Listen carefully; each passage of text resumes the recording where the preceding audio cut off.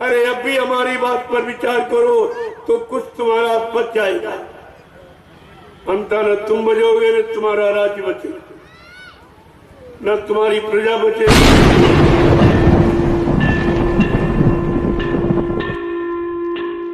समय आने पर मैं वो सब पैसा निकाल के ले आऊंगा, देश सेवा में लगाऊंगा।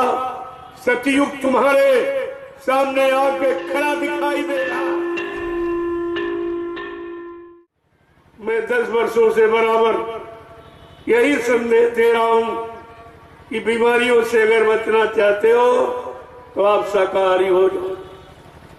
शासन प्रशासन को चाहिए कि शाकाहार का देश में प्रचार कराएं, दूषित आहार को बंद करा दें। नहीं, ऐसी बीमारियां आ रही हैं जिनके द्वारा देश में बहुत कम लोग बचेंगे। ये तमाम मकान खाली पड़े रहेंगे, कोई रहने वाला दिखाई नहीं देगा और तुम एक एक इंच पर जमीन पे झगड़ा करते हो क्योंकि तुमको अपना भविष्य नहीं मालूम कि आगे का समय कितना खराब आ रहा। ये सब मकान खाली पड़े रहेंगे, ये जमीनें सब खाली पड़ी रहेंगी।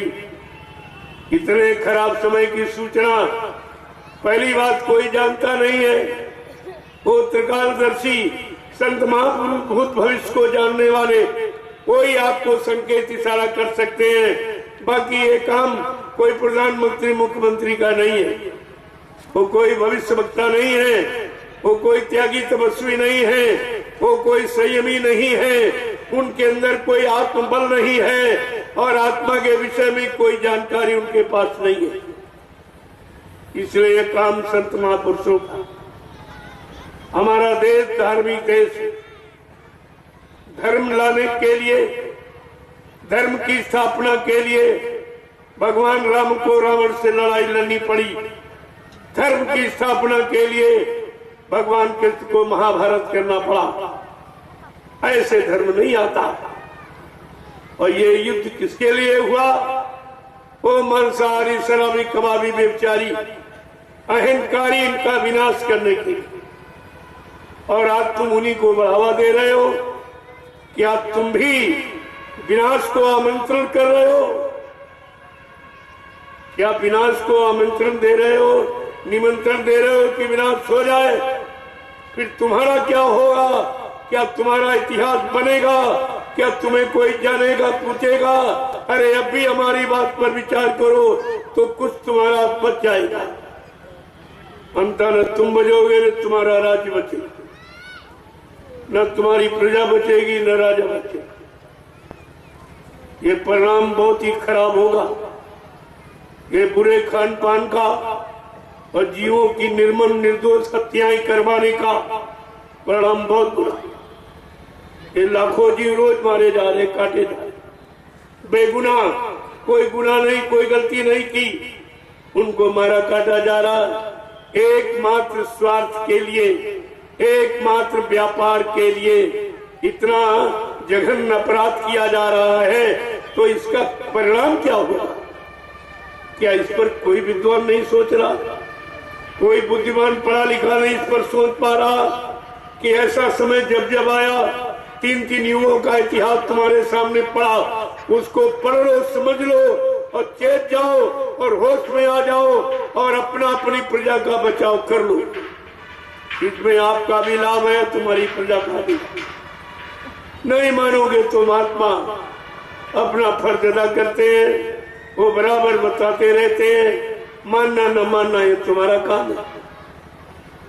तो इसलिए प्रेमियों, एक एक बात को हमको कहने की आवश्यकता नहीं थी, क्योंकि मेरा ये काम नहीं था।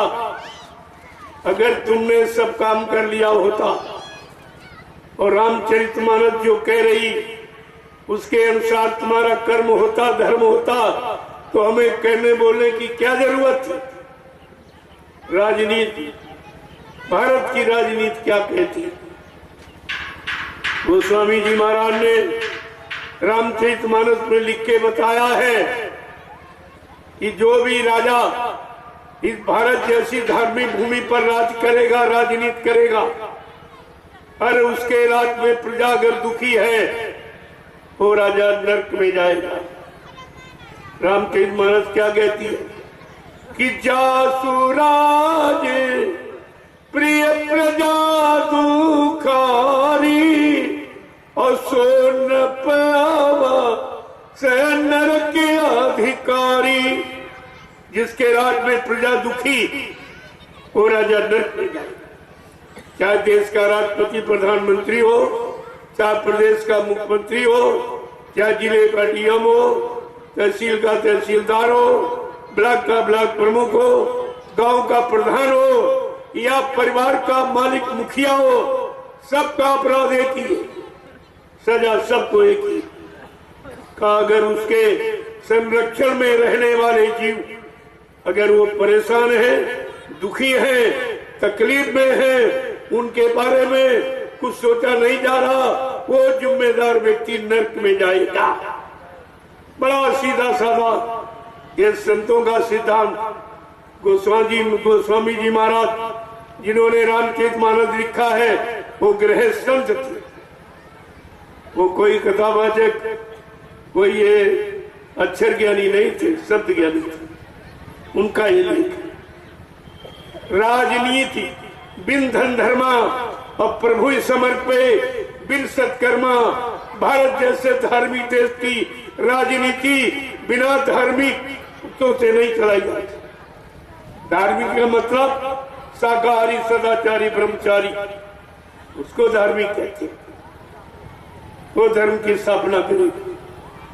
बाकी ये नहीं कोई दिखावा, ये मतलब दाढ़ी बाल लाल पीला सफेद कपड़ा, ये धार्मिक नहीं है, ये धार्मिक नहीं है। तो तुम इसी भूल में फंस गए हो, इन्हीं को धार्मिक मान बैठे और ये सब अधर्मी। सबके अंदर स्वार्थ भर गया और स्वार्थ कभी सेवा धर्मार्थ परमार्थ नहीं कर सकता।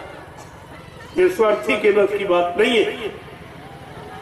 राजनीति के बारे में लिखा है,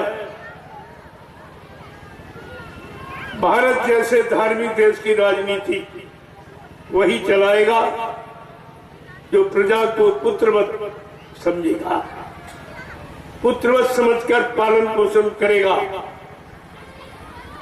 राजकोष का धन बर्बाद नहीं करेगा।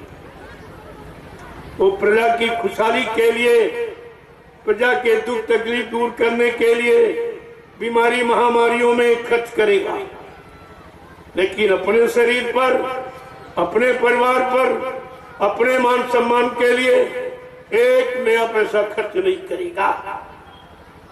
ये भारत जैसे धार्मिक देश में राजा की पहचान है और आपको इस पहचान को ध्यान में रखना चाहिए।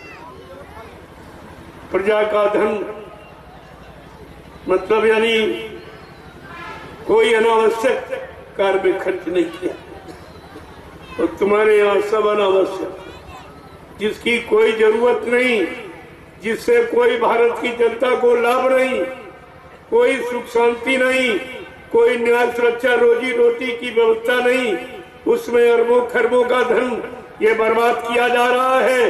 ये भी इसी से वसूल किया जाएगा। ये मत सोचे कि हम राजा हैं, कानून राजा प्रजा कुछ नहीं देखते। कानून तो कानून है, सिद्धांत तो सिद्धांत है।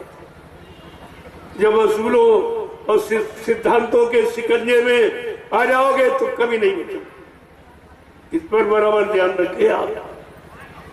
संत रविदास जी ने अपनी ज्ञान पोथी में लिखा है, एक भविष्यवाणी उन्होंने की है। क्या कहा उन्होंने, बड़े ध्यान से सुनिए। भारत में अवतारी होगा जो अति विस्मयकारी होगा, ज्ञानी और विज्ञानी होगा, वो अद्भुत सेनानी होगा, अनोखा सेनानी, तीर तमंचा भाला बर्छी, वो बम नहीं चलाएगा, केवल अपनी वैचारिक क्रांति के द्वारा देश दुनिया को सुधार देगा, देश दुनिया में सतयुग लाके खड़ा कर देगा। यानी सबके हित की व्यवस्था, सबके लाभ की व्यवस्था, सबको रोजी रोटी मिलेगी, सबकी बेटी की सुरक्षा होगी।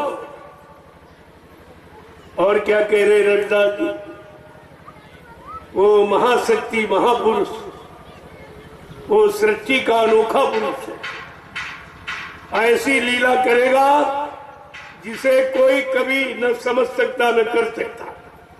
क्या करेगा? जीते जी कई बार मरेगा, छंदम भेष में वो विचरेगा। देश बचाने के लिए होगा एक आवाहन, युग परिवर्तन के लिए चले प्रबल तूफान, तीनों ओर से होगा हमला, देश के अंदर द्रोही घपला, सभी तरफ कोहराम मचेगा, कैसे हिंदुस्तान बचेगा? आज सबकी सोच, सबके मन मस्तिष्क में भारत देश के प्रति विचार होना चाहिए कि हमारा हिंदुस्तान, हमारा भारत कैसे बचेगा। क्योंकि इन जिम्मेदारों ने ऐसी समस्याओं में लाके खड़ा कर दिया है तो बचने का कहीं कोई उपाय दिखाई ही नहीं देता। इसलिए रविदास जी को कितने पहले, सैकड़ों साल पहले आए थे, मीराबाई के गुरु थे, सैकड़ों साल पहले से ये बता रहे। इनको कहते त्रिकालदर्शी, भूत भविष्य वर्तमान की जानकारी रखने वाले। सैकड़ों साल पहले ये कहा है जो मैं बता रहा हूं। कहा था, जिसने भारत मां सताई, जिसने इसकी करी लुटाई, इस भारत को जिसने लूटा है वो कौन कौन है? संत महापुरुष नाम भी बता रहे हैं कि नेता, मंत्री और अधिकारी, अब इनको जान बचाना होगा भारी। इन्होंने बहुत लूटा है, बहुत प्रजा को सताया है, तरह तरह से परेशान किया है, न्याय की कई बात दिखाई नहीं दे रही, सुरक्षा कहीं पर यानी दिखाई दे नहीं रही है।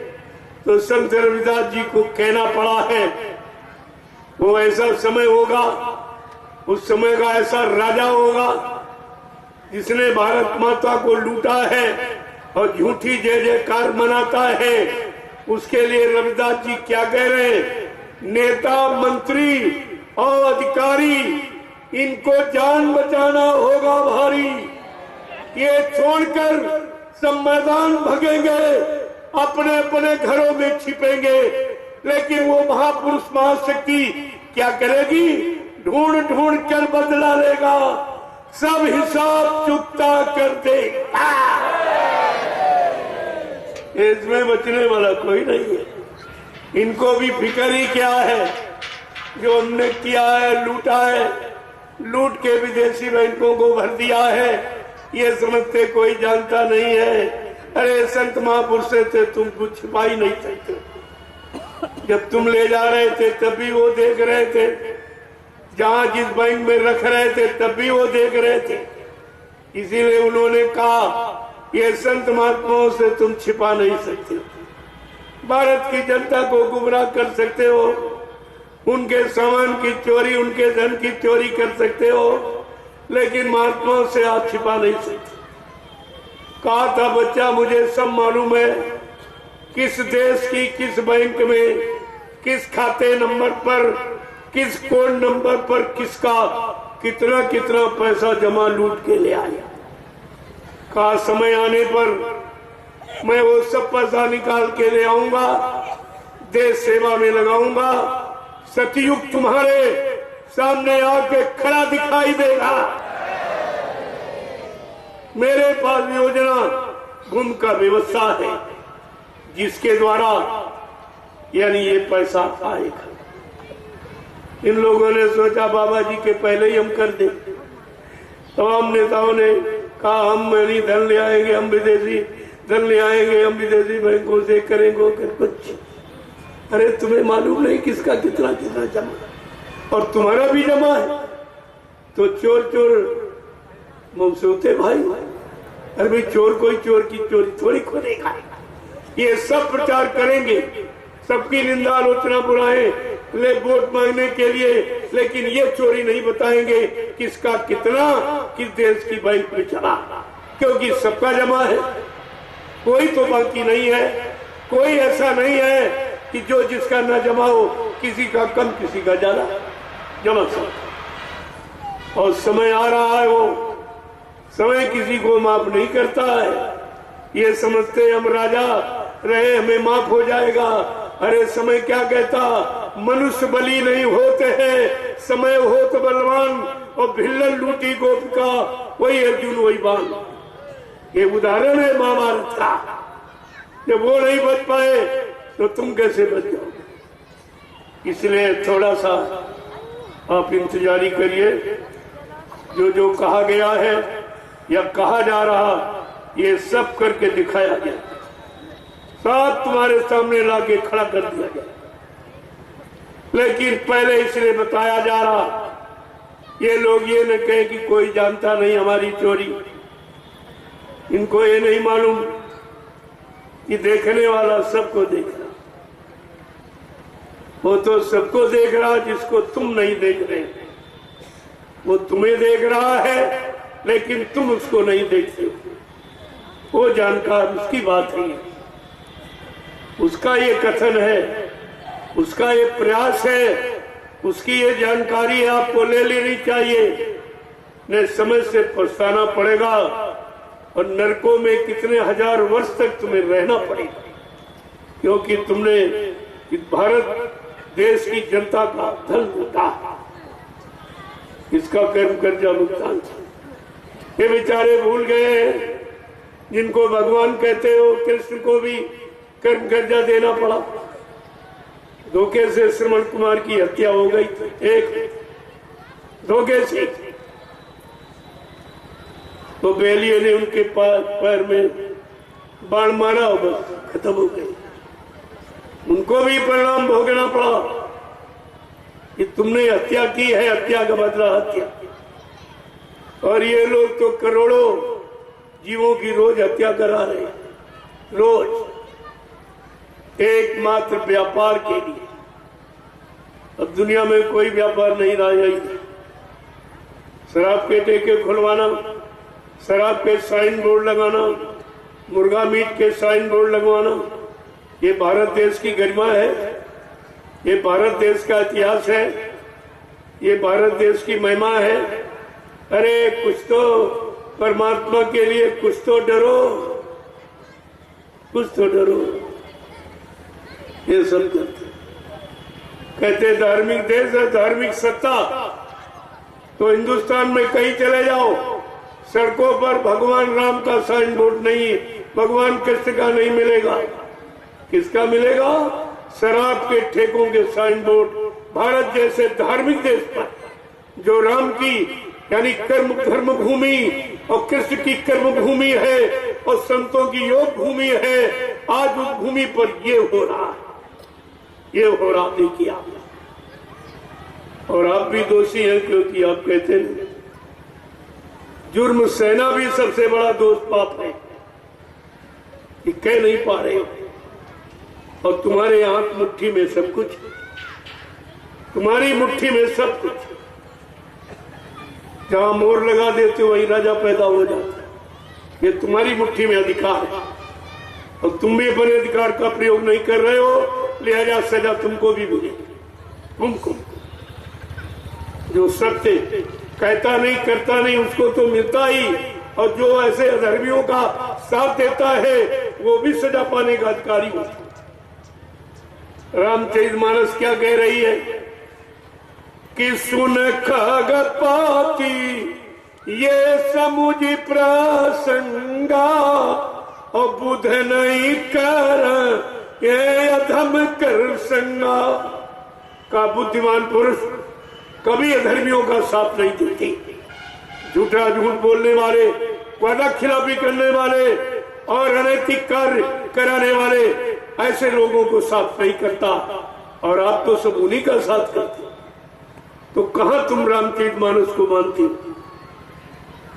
यही तो बात है कि रामचरितमानस को मानते, रामचरितमानस की नहीं मानते। श्री राम को मानते, श्री राम की एक भी बात नहीं मानते, एक भी सिद्धांत को नहीं मानते।